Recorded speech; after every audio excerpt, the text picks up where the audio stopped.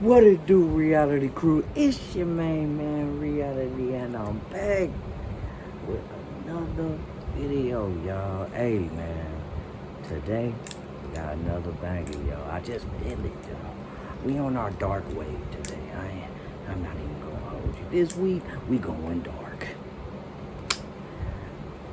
But man, I just want to say I appreciate all the subscribers that's coming through, y'all. Hey man, we on the road to 1 million, y'all, and beyond. Now, our first checkpoint is 10K, y'all. We gotta hit this 10K, y'all, because once we hit that 10K, y'all, I'm gonna start this giveaway, all right? I'm gonna be giving them away, y'all, every month, forever, y'all, until eternity. And as long as YouTube pays me, I'm gonna pay you, y'all. Oh yeah, that's right. That's right. And it's only to my subscribers, y'all. So no matter if we just hit 10K and that's it, that's all we make. Alright? I'm gonna be giving it away, y'all. Alright? To my subscribers. Hey, over and over. It's no matter how many times you can get this giveaway, y'all. Good job, man. How y'all been, man? Drop it down below, man. Let me know. You heard me? Hey, today's video comes from Visual Venture. Hey, man, shout out to you, man. Appreciate the content, y'all. Hey, keep doing your thing, and I'm gonna keep doing mine. Alright? The title of today's video is Terrifying Cults Still Operating Today, y'all. Yeah, we done went there. We done went there. Hey, man, but I ain't gonna hold y'all up too long, man. Let's get straight into this video. I got a disclaimer, y'all. Let's read this disclaimer right quick.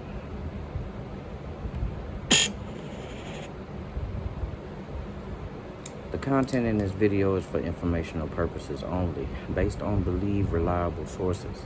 They may not be current or fully accurate. Viewers should do their own research and not solely rely on this information. We're not liable for any inaccuracies or omissions. I do not condone, endorse, or encourage any of the behaviors or activities shown. I urge everyone to always act responsibly and within the bounds of the law. All materials in this video fall within the fair use provision of Section 107 of the Copyright Act 1976 for purposes like criticism, comment, and education. No infringement intended. All right, y'all, that was the disclaimer. And from that, I see that, hey, man, you probably want to do your own research. Most of this may not be true, y'all. And like I said, man, I do straight blind reactions, y'all. And so that means that I do not see any of these videos that I'm watching with y'all, with the crew, man. I just don't see it, y'all, until I watch it with the crew. Alright? So, man, we getting straight into this, man. And hey, man, listen, drop it down below and let me know how you feel about these videos, man. I'm telling you, man, we can keep it positive. We can keep this show right here. I'm just trying to let you know that I'm not the one doing the research and putting these videos out. You know what I'm saying? These are blind reactions, y'all. Blind reactions. If I did put something out, y'all, I would give a disclaimer like this also, so I understand. Even if it's true, I would give a disclaimer like this too, and that's why I'm telling you right now that, you know, these are blind reactions, y'all.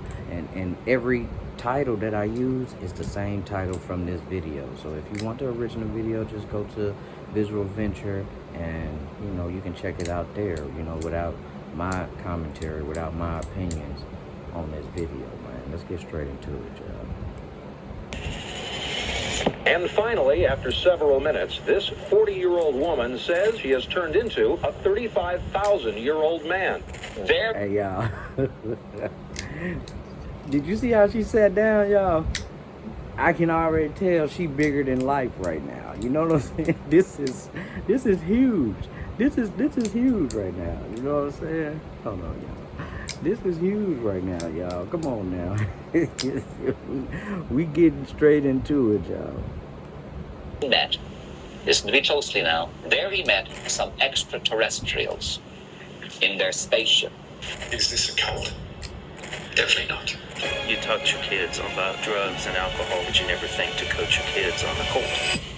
My friends, cults are not a thing of the past. They are part of the present. Some of the worst cults have evolved with the times. They still recruit followers, silence doubters, and continue their creepy rituals. In this video, we'll explore terrifying cults still operating today. We'll begin with the strange ones and save the worst for last. So as you guys can probably hear right now, I'm pretty sick, but the show must go on. I would hate to miss a weekly upload for you guys, so it would mean the world if you subscribe to keep us growing. Go Not ahead, Visual subscribe, Venture, and you are awesome. The Raelian Movement. The Raelian Movement is a global cult. It has 130,000 Y'all make sure members y'all across subscribe down 120 countries. And every member believes the same thing, that aliens created all life on Earth. But that's only part of the story. Their main goal is to build an embassy to welcome those aliens back to Earth. It sounds strange, but they believe all this because of something that happened 50 years ago. The cult started with a man named Claude Vorilhon. He had a long list of failures. Claude tried to make it as a musician and failed. Then he tried to become a race car driver and failed again. But his life changed on December 13th, 1973. That day, Claude allegedly saw an alien in a park in France. There he met, listen to me closely now, there he met some extraterrestrials. One thing you can take from this is, man, if you keep failing in life, man, trust me, man, it's not the end, y'all. As long as you wake up at the end of the day, y'all, that's enough, y'all. You know what I mean? To keep on going. You know what I'm saying? Hey, man, whatever you doing, man, do it to the best of your ability, man. And I promise you, you will get good results in the end. In their spaceship. According to him, a flying saucer landed in the field. A small alien stepped out. It looked human, but it had green skin and a goatee beard. But the real shock wasn't how the alien looked. It was what it said. The alien told Claude that it was one of the Elohim. They were a race of advanced beings who lived on a perfect planet where the most intelligent are in charge. They've mastered genetic modification. They live 10 times longer than humans. An alien claimed they created humans. And in these laboratories, thanks to DNA and genetic combination, they created all life on Earth. It means trees. Ready to win big with Zen? Hey, y'all, In the Win with we Zen still got sweepstakes, commercials you can and win stuff, y'all. We still trying to hit that $100,000 or one of 10K. We hit that 5,000 premium 10K, man. We prizes. watching How would you videos spend all day. $100,000? Reacting, Enter now, and you can. Animals and men. Since that creation, the Elohim have been watching humanity from afar. One day, they would return to Earth. But first, humans needed to build them an embassy. Here's what the alien embassy is supposed to look like. It's his ambition to build the structure shown in this model near Jerusalem. Its purpose? To welcome the alien race. When the embassy is complete, the Elohim would come Hey, back y'all. to reveal. Have you noticed that all of the cults, basically all of the cults, they kind of like go off the Bible? You know what I'm saying? Like they really do take from the Bible, man. And they say, oh yeah, well, yeah, we just take this one scripture, this one passage, and then we gonna make this the whole topic, the whole subject of what we got going on. You know what I'm saying? And yeah, I don't think that's right, y'all. I think we should definitely go by every word that was uttered. You know, I think we should go by every word, y'all. So, you know, with this, man, I probably wouldn't be able to get down. Scientific knowledge to humanity. But how did Claude fit into their plans? The alien made Claude Elohim's prophet on Earth. He was ordered to spread their message and build their embassy. The alien even gave him a new name, Rael. When Claude returned home, he started telling everyone about the aliens. Interestingly, they listened. He also helped. Okay, and so with this, with the prophet and everything, man, I believe that if you really study the word and know the word, Jesus will not lead you in the wrong direction. He just will not do it. And so with these guys, man, and saying that they doing, I'm not knocking that they do have these encounters. You know what I mean? But I just think that their spirit was very weak in that moment. conferences about his experience. His first conference attracted 2,000 people. Most of these people were obsessed with UFOs and wanted to know more about the Elohim, and a few of these people actually believed every word. In 1976, Claude, now called Rael, founded the Raelian movement. He traveled the world recruiting members. By 1995, the movement had about 40,000 members across 85 countries. Every member was required to donate 10% of their income. The money was to finance the construction of an embassy for the Elohim. But Raelism wasn't just about aliens. It promoted ideas that seemed progressive. The cult supported equality for all. They also believed in using science to improve life on Earth. But the most controversial belief was about human cloning, and the Raelians were determined to do it. I was the first on the earth to say human cloning is coming very soon. In 1997, the cult formed a company called Clonaid. Its goal was simple: create the first human clone. Now we have 3 scientists working almost full-time in a lab here in the United States. Their scientists worked long and hard. Then in 2002, Clonaid made a huge announcement. They claimed they successfully cloned a human. Clonaid shared almost no details about their supposed clone. The main thing they said was that a 31-year-old woman donated her DNA for the cloning process. And the baby, the first human clone, was named Eve. Obviously, the news made headlines, but the reaction wasn't all positive. Many hated the idea of human clones. There's so many disastrous things that can come about from somebody doing this with a bad motive. People demanded proof, but Clonaid was very secretive. They refused to say where the clone baby was born, identify her parents, or even provide a picture. So, excuse me, y'all.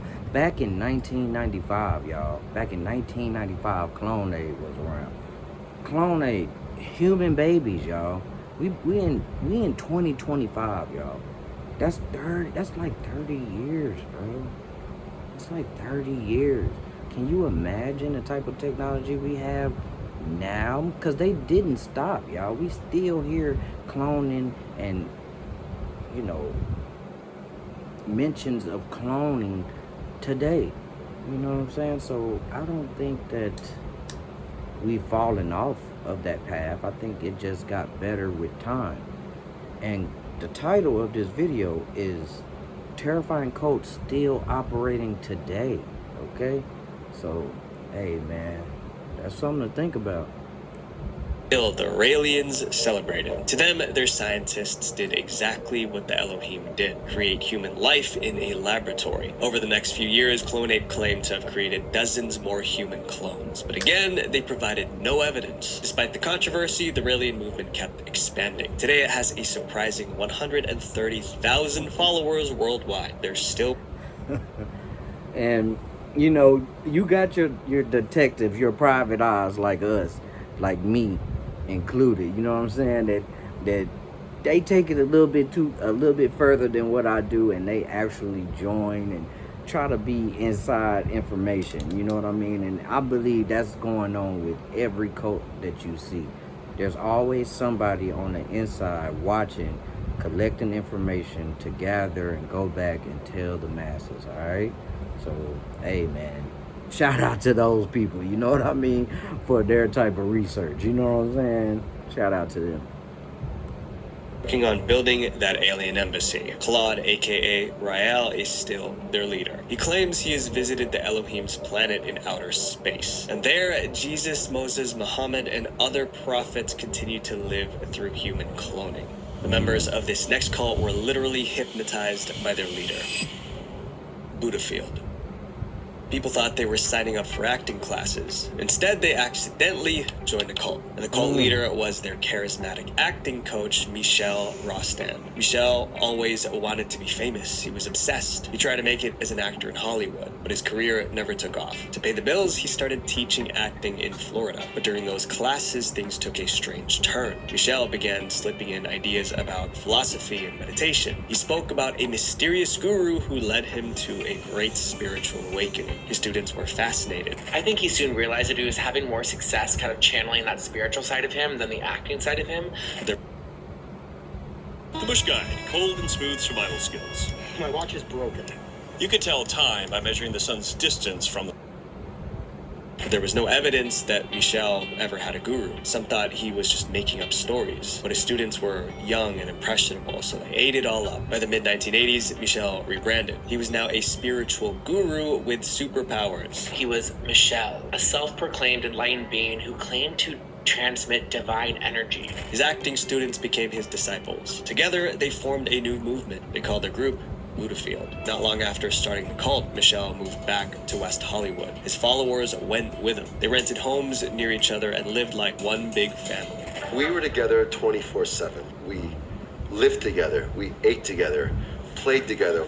Everybody that I knew was in the Buddhafield. Everyone contributed money to support the group. Everyone except for Michel and his inner circle. They didn't work. They didn't have jobs. It was the lower levels that funded Michel and his inner circle. Michel didn't lift a finger. His followers bathed him, massaged him, and cooked his meals. Sometimes they even tucked him into bed at night. To outsiders, it looked like exploitation, but Michel convinced his followers that serving him was necessary for their spiritual growth. And they believed him because he was hypnotizing them. Every weekend, Michel held private cleansing sessions with each follower. Each cost $50. Followers said they felt lighter afterward. Some even claimed they were healed. They thought it was because Michel had divine powers. But the truth was far more scientific. Michel was actually a licensed hypnotherapist, but he hid that fact from everyone. He wasn't performing miracles during these sessions. He was hypnotizing his followers. But he used hypnosis for another Right there where he put his hands on my forehead, y'all, I would have been out.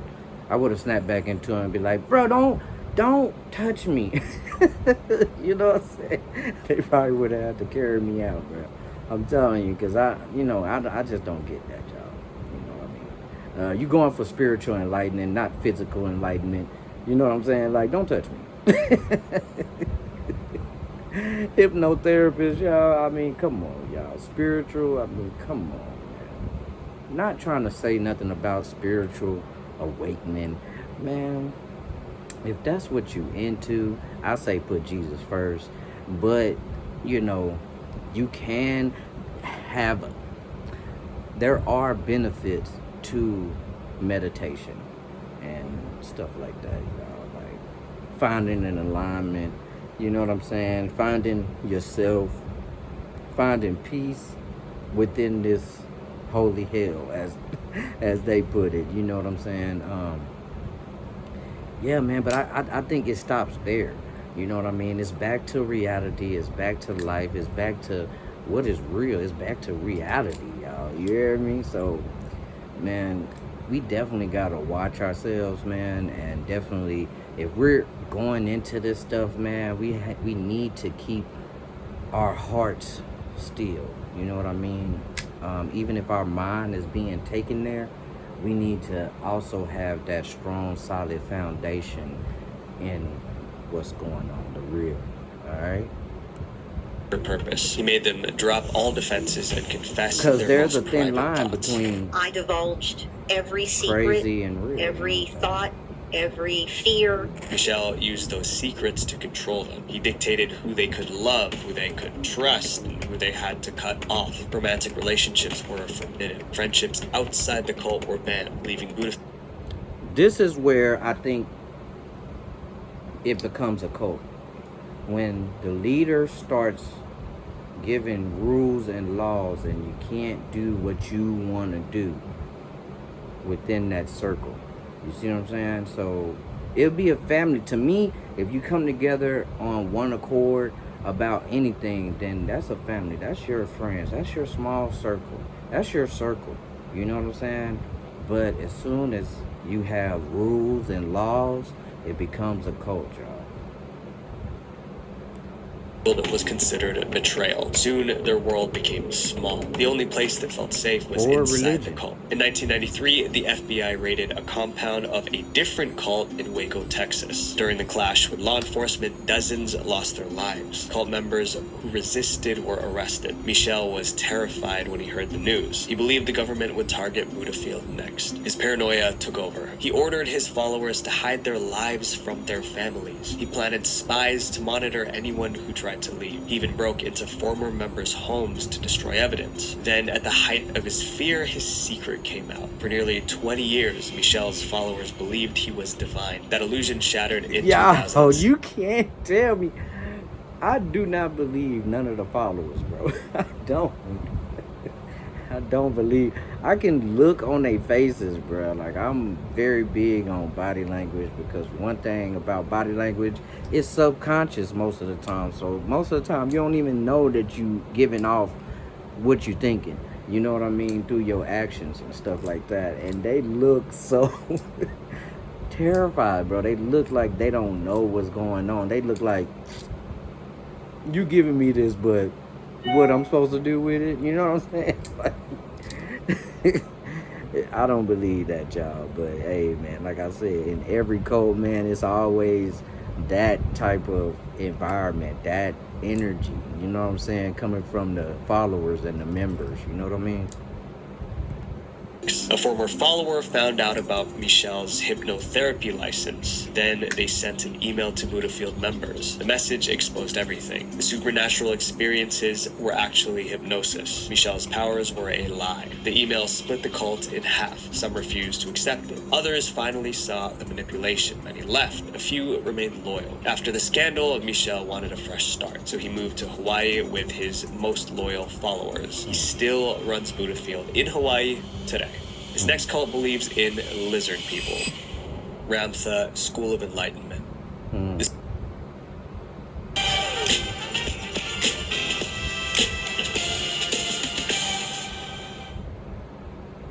I started my degree in 1986, got that 30 for years y'all. later, It's pretty decided good. to It complete smells my like goals. orange Earning citrus my to degree with Purdue Global has This cult became famous for one bizarre reason. Its founder claimed she was channeling the spirit of a 35,000-year-old warrior. That ancient warrior was called Ramtha, and the woman channeling him was Judy Zebra Knight. Knight said the spirit first contacted her in 1977. She was at home in Washington when a glowing figure appeared. I thought I was seeing things because I had tears in my eyes, and I wiped the tears away, and here stood this entity at 2:30 in the afternoon in my kitchen. That glowing figure introduced himself as Ramtha, the Enlightened One. He said he possessed ancient wisdom and the secret to happiness. Ramtha supposedly taught Knight how to leave her body and channel it. That meant Ramtha could take over her body and speak through her. Knight would enter a trance, then her voice would become deep and masculine.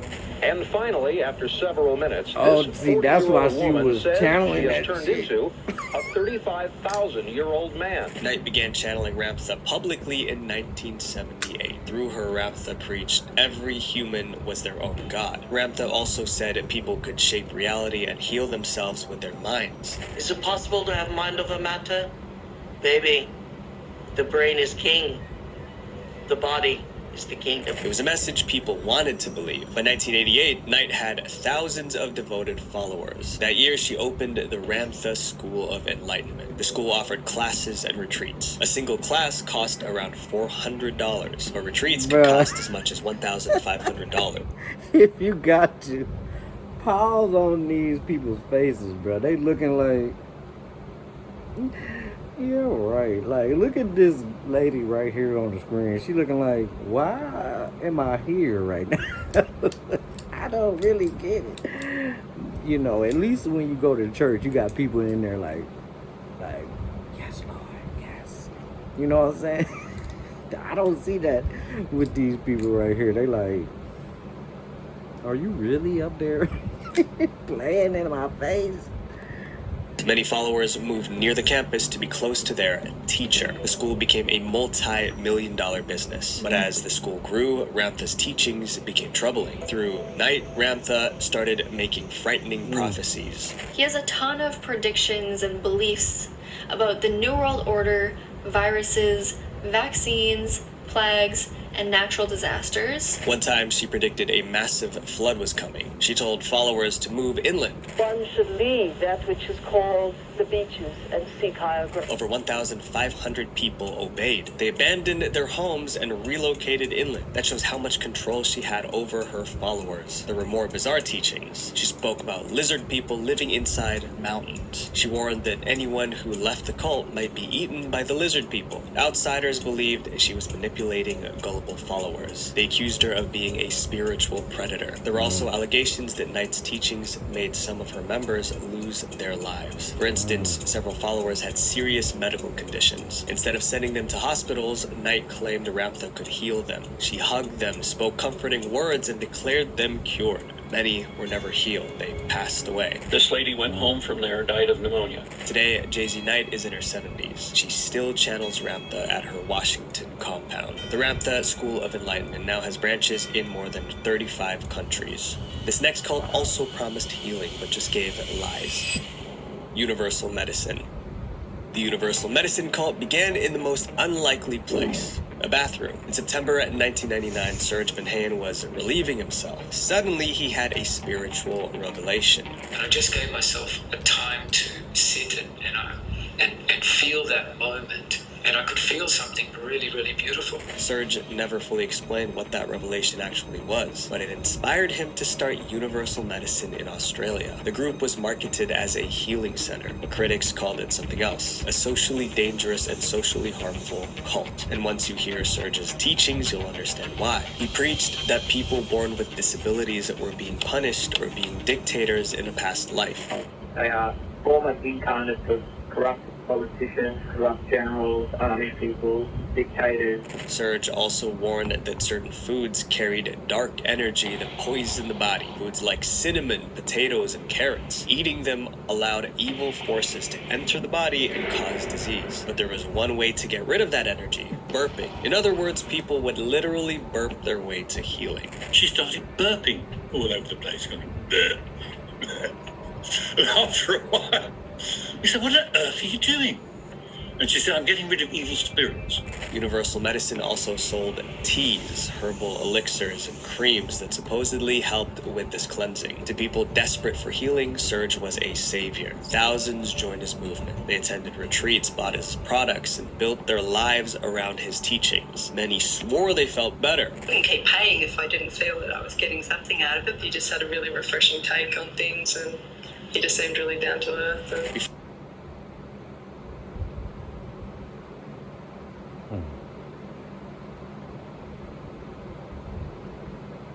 Before long, Universal Medicine became a multi-million-dollar empire, but Serge had other commands for his followers, and those were far more controversial than burping rituals. Serge allegedly encouraged followers to cut ties with their families. Their new family was the Universal Medicine community. When someone challenged the cult, they were told they would have a baby with Down syndrome as karma for judging others. The cult also targeted people on their deathbeds. According to reports, terminally ill followers were told not to leave their money to their kids. If they did, their kidney energy would be damaged in the next life. Instead, they had to leave their inheritance to the cult, and many obeyed. One woman left Serge $1.4 million when she passed. Her family sued Universal Medicine, fighting to get the money back. For years, these stories stayed below the radar. Universal Medicine operated quietly in the shadows, until one woman decided to expose them. Esther Rocket was a journalist, and she heard about Universal Medicine.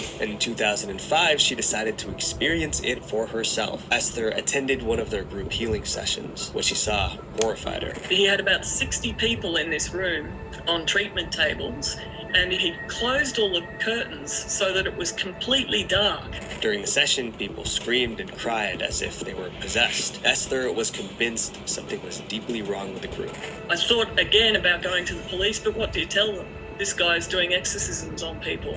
So Esther spent the next few years investigating Universal Medicine. She posted everything she discovered on her blog, and every story was darker than the last. There were cases of emotional abuse, inheritance manipulation, and disturbing healing practices. Esther published it all, but Universal Medicine didn't appreciate the bad publicity. So in 2015, they sued Esther for defamation. It totally backfired. During the trial, the court reviewed Esther's evidence. They heard testimonies from former members of the cult. The court sided with Esther. They declared Universal Medicine a socially harmful cult. The jury also said that Serge used manipulation to make money and vilified people with disabilities. Universal Medicine was ordered to pay Esther Rocket $1.2 million in damages. Despite the verdict, Serge wasn't criminally charged. Today, Universal Medicine still operates in Australia. I wonder if Esther Rocket gave some of that money back to the family of that lady that died. You know what I mean? Or did she keep it to herself? Hold retreats, sell healing products, and teach people to burp away evil spirits. Up next is a cult so extreme some members ended up behind bars. The Remnant Fellowship. This cult started out as a weight loss program. In 1986, Gwen Shamblin launched the Weight Down Workshop. It was a 12-week fitness program sold on videotape. But it wasn't your regular diet plan. Gwen added a twist. She mixed fitness and dieting with religion. According to Gwen, weight issues weren't just about food, they were about faith. In her eyes, being overweight meant you didn't trust God enough. Gwen started touting the message that God told her people weren't consistently losing weight because they weren't being faithful to Him. The Weight Down Workshop was hardcore. Followers were told to eat only 10 bites of food a day. If they didn't lose 2 pounds daily, Gwen told them to stop eating altogether. Some followers claimed it worked. God has removed 156 pounds from my body. I've lost a total of 96 pounds. The results made people believe. The movement became popular. By 1997, Weight Down Workshops spread to over 30,000 weekly meetings in 70 countries. Gwen became a celebrity. She appeared on talk shows and was praised as a Christian weight loss guru. No one realized her diet plan was about to evolve into a cult. In 1999, Gwen bought a massive piece of land in Brentwood, Tennessee. There she founded the Remnant Fellowship. What happened next seemed very calculated. Since she had all that land, Gwen invited her Weight Down followers to join her on the property. They were forming a new community. She also had multiple businesses under the Remnant name. There was a real estate agency, a construction firm, a school, and more. These companies needed employees, so Gwen offered her followers jobs. Now they could live, work, and worship together, all under Gwen's control. Dozens of families moved in. Over time, more than 2,000 members lived on or near the Remnant property. It felt like a beautiful community, but soon things began to change, not in a good way. Gwen's focus shifted from weight loss to total control. She dictated nearly every aspect of her followers' lives, and it was easy because they lived and worked on her property. Soon, leaving the cult meant losing everything. If a member were to leave, not only would they lose their community, but most likely their livelihood as well. In the Win with Zen sweepstakes, you can get a chance to win $100,000. But there's more than one way to win with Zen. Here's how it works. Even more disturbing were Gwen's teachings about parenting. She encouraged strict discipline with harsh punishments, but that advice resulted in tragedy. In October 2003, a couple from Atlanta, Georgia took discipline a little far. Their son didn't survive. The tragedy made national headlines. The parents were sentenced to 30 years in prison. They were loyal members of the Remnant Fellowship. After their arrest, Gwen even helped pay for their lawyers. Many called for Gwen to be charged too. They said her toxic parenting advice caused the tragedy. To make matters worse, the Remnant Fellowship was identified as a cult by some cult experts. But police said they couldn't find a link between the incident and the church's teachings about punishment. Without direct evidence, Gwen walked free. She continued to lead the fellowship. Over the years, she built enormous wealth and power. But in May 2021, tragedy struck again, this time at the top. After the private plane crashed into a lake near Nashville on Saturday, all 7 people on board presumed dead. Gwen lost her life in a plane crash. She was with her husband and 5 others. Many expected the fellowship to collapse without her, but it didn't. Today, the Remnant Fellowship still operates from the same Brentwood property. Gwen's children now lead it, continuing her legacy. This next cult started their own country. Swami Nityananda.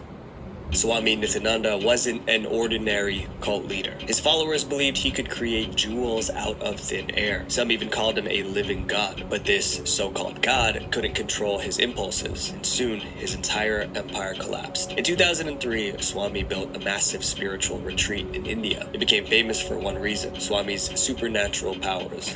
Over the years, he gained several miraculous superpowers, including ones which allowed him to help the blind see. People swore Swami healed their illnesses. Others said he performed miracles. Swami himself said he once delayed the sunrise by 40 minutes. Each story made him more famous. Swami also claimed he could teleport. I felt alive with the whole cosmos.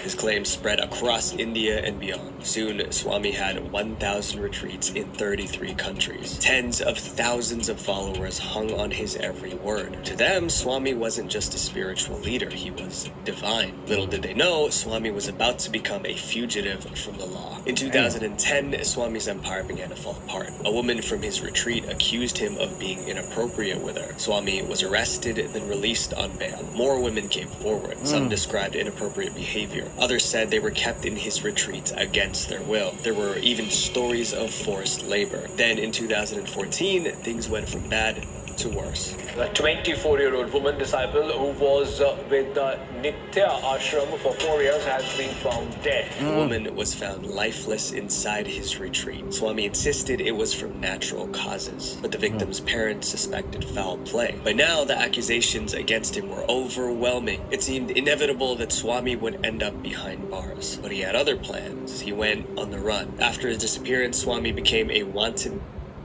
This has got to be the most dangerous job out there, y'all, because if you're claiming to be very spiritual and enlightened, bro, you have that pressure of proving yourself. You know what I mean? You have that pressure of saying, man, what can you do? Let me see. You know what I'm saying? I got to see for myself.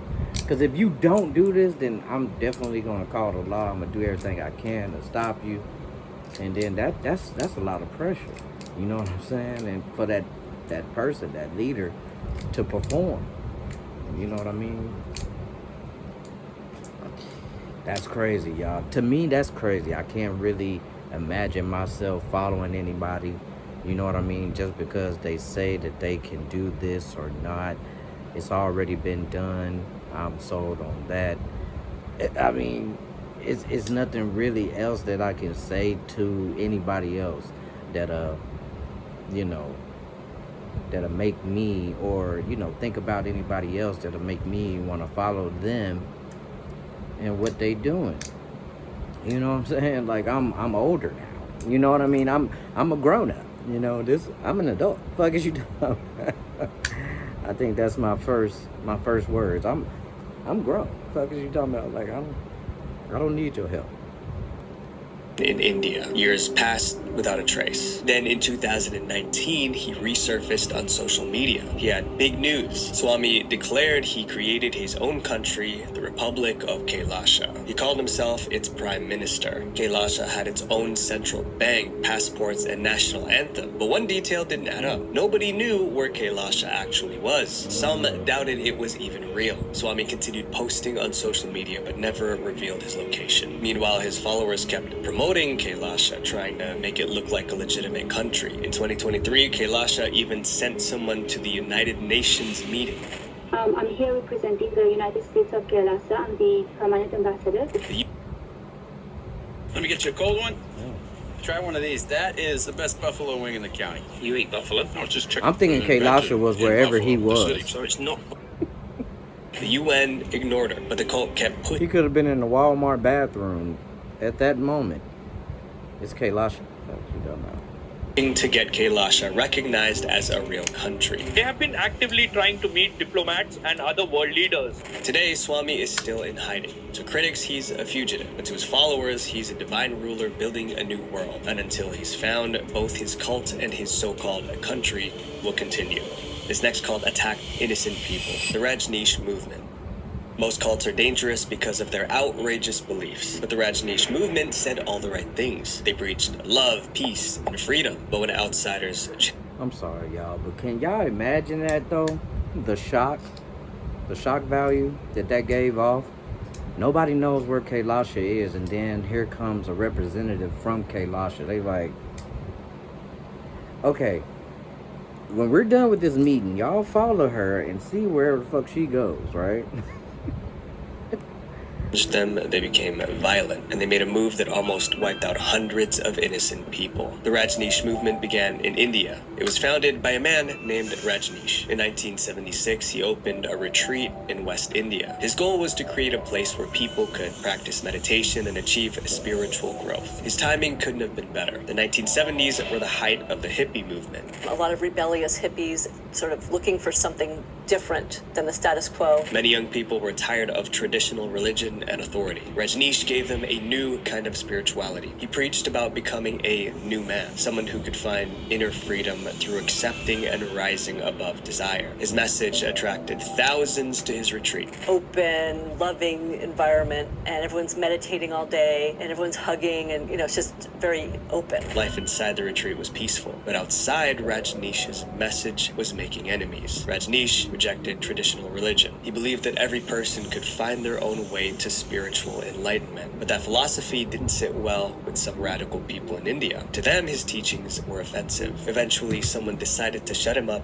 permanently. In 1980, an extremist tried to assassinate Rajneesh. He survived, but the attempt convinced him to leave India for his safety. He wanted a place where he and his followers could live freely without fear of persecution. In 1981, he found it. He and his followers moved to America. There, they bought a 60,000-acre ranch near Antelope, Oregon. It was going to be their safe space. The land was empty, but Rajneesh's followers transformed it. They built homes, restaurants, and even an airport. They had, quite simply, built an entire city from scratch. They called the city Rajneeshpuram. For a while, it worked. They were self-sufficient, peaceful, and isolated. But in 1984, the cult was in trouble again. There was conflict between Rajneesh and his neighbors and surrounding towns. The American locals wanted the cult gone. They claimed Rajneesh didn't have permission to build a city on that land. But Rajneesh's followers refused to leave. Tensions were at a breaking point. The locals took the matter to court, hoping to get the cult evicted. The commune's survival depended on the authorities' decision. And that's when Rajneesh's inner circle hatched a desperate plan. The plan came from a woman named Ma Sheela. She was one of Rajneesh's top leaders. She was also one of the most ruthless. Sheila's plan was simple: get the cult's members elected to local government. That way they could use their authority to prevent the commune from getting evicted. Luckily, there was an upcoming election in the country. 2 followers agreed to run for office, but victory was nearly impossible. They just didn't have enough votes to win. The surrounding towns had way more registered voters, and almost all of them would vote against Sheila's candidates. So Sheela decided to take a darker route. She would win by making local residents too sick to show up to vote. Before the election, Sheela and her team visited restaurants in the area. Then they purposely contaminated salad products with salmonella bacteria. The plan worked. Hundreds fell violently ill. A few almost lost their lives. 45 people received hospital treatment. At the time, that event was considered the largest bioterror attack in American history. Local residents suspected that Rajneesh's people were behind the attack. Before long, police traced the source of the outbreak back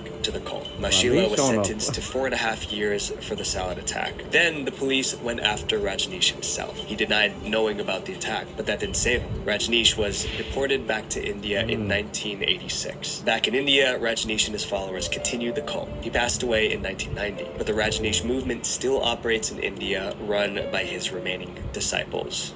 This next cult was created by a computer scientist in Silicon Valley, the Zizians. The Zizians are one of... If you like me, then are you thinking about the land that was that was bought? Who got the land? Who got that 60,000? As long as there have been business checking accounts, it's always been just checking on its own. But what if... Zizians are one of the most violent cults in modern history. Their philosophy can be summed up in one belief: violence is the answer. Zizians would believe that, the end justifies the means. So if the means meet, well, so be it. The end justifies the means. For them, that phrase wasn't a metaphor. If you wanted something, you took it. If someone stood in your way, you removed them. If that meant breaking the law or even taking life, it didn't matter. The cult was created by a woman named Jack Lazota, which called herself Ziz. Around 2016, Ziz began posting long blogs about her philosophy. She wrote that violence can be excused in service of the greater good. She also fantasized about what would happen if society were to strip away morality. Her extreme ideas attracted a devoted online following. They met in chat rooms, then later in person. Over time, Ziz's supporters began calling themselves Zizians. What started as one woman's blog was now a cult that glorified violence. In 2020, several Zizians moved into a trailer park in California. They had no plans to pay rent. When the landlord demanded payment, they ignored him. When he tried to evict them, they fought back. They just lived there illegally, refusing to leave. Despite his best efforts, Linz remained unable to remove the Zizians for years. Eventually, the landlord took them to court and won. A judge issued an eviction order against the Zizians. That's when the Zizians decided to act on their own violent beliefs. 2 days before the eviction, they attacked the landlord. It was brutal. Then they fled the trailer park, believing they ended the landlord. But they hadn't. Another tenant found him and rushed him to the hospital. He had to be hospitalized for a month, but he made it. He survived. When the Zizians heard the landlord was still alive, they were furious. And although they were wanted by the police, they wanted to finish the job. So the Zizians risked everything, came back to California, and jumped the landlord again. This time, he didn't survive. But that was just the beginning of the Zizians' crime spree. In Pennsylvania, one member allegedly ended her parents. Another Zizian ended a U.S. Border Patrol agent in Vermont. She did it because the officer stopped her for a routine inspection. Soon, the Zizians were responsible for multiple crimes across 3 states. But living as fugitives wasn't as easy as they imagined. Law enforcement made them a top priority. By early 2025, 4 Zizians were captured. One was the cult founder herself, Ziz. A person named Jack Lasota, who goes by the name Ziz online, was arrested yesterday in Maryland. The remaining Zizians went into hiding. Police are still searching for them. Their blogs and forums are still active. Their violent ideology is still being shared. Even with their leader in custody, the cult is still operating in the shadows. My friends, manipulation doesn't always look evil. Sometimes it looks like community. Sometimes it looks like healing. Sometimes it even looks like love. But if someone isolates you from your family, empties your bank account, and threatens you if you try to leave, that's not love. That's evil. Visual Venture. Well, all right, y'all. That's the end of the video, y'all. I got a couple of questions for you. I got like 2 questions for you. 2 serious questions, y'all. The first one: is the reality crew a cult? Second question, y'all: is YouTube a harbor for leaders of cults? All right, let's just think on that, y'all. My personal opinion, y'all, I don't think so. You know what I mean? I'm not ordering you to do anything but subscribe, y'all. Hey, that's the end of the video, y'all. Y'all make sure y'all like, comment, and subscribe, y'all. Hey, let's get this in the algorithm, y'all. Hey, until then, until the next video, happy camping, y'all.